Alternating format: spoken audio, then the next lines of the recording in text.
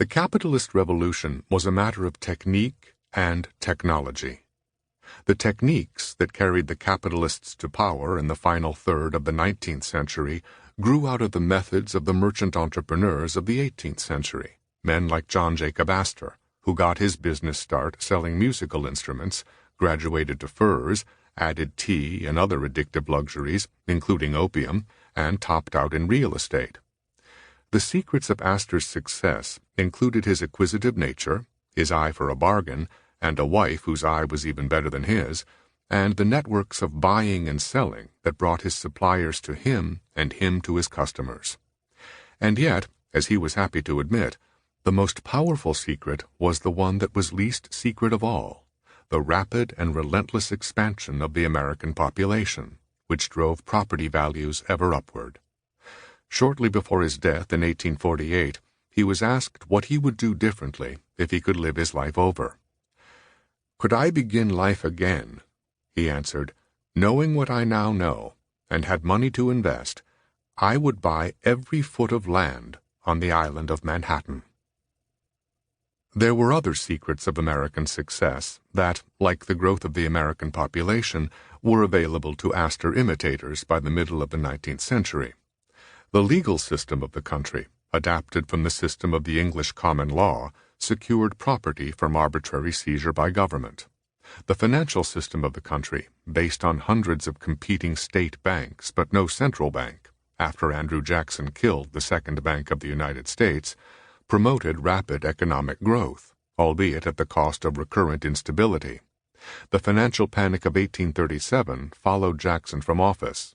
The panic of 1857 unnerved a country already on edge regarding slavery. Underlying the benefits and costs of finance was the question of money. The federal government issued specie currency, gold and silver coins. But since colonial times, specie had never sufficed to keep the economy moving at the pace Americans demanded, and so they turned to paper.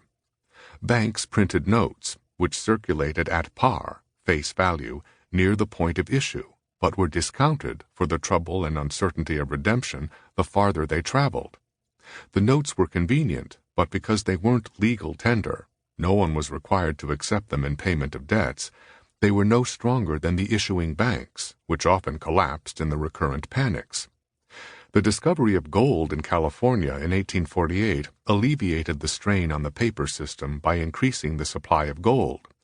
It was estimated that more gold was dug from the earth in the quarter century after 1848 than in the previous 350 years, but it didn't end the demand for paper. In fact, the demand for paper grew enormously during the Civil War, when both sides issued paper notes by the hundreds of millions of dollars.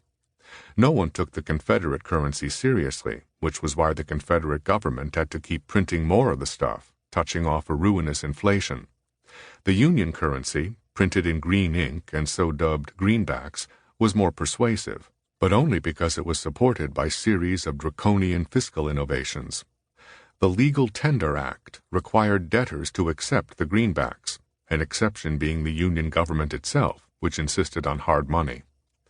The National Bank Act barred state banks from issuing notes, thus giving the government a monopoly on paper. And the Internal Revenue Act imposed a federal income tax and other levies that assured the federal government a reliable source of revenue, thereby easing the pressure to print more greenbacks. The wartime measures diminished the anarchy in the money system, but considerable uncertainty remained. The constitutionality of the Republican financial program was open to serious question.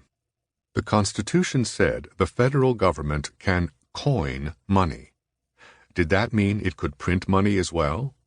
Did the prescription against state banknotes follow from the Commerce Clause, from the Elastic Clause, or from Treasury Secretary Salmon P. Chase's imagination?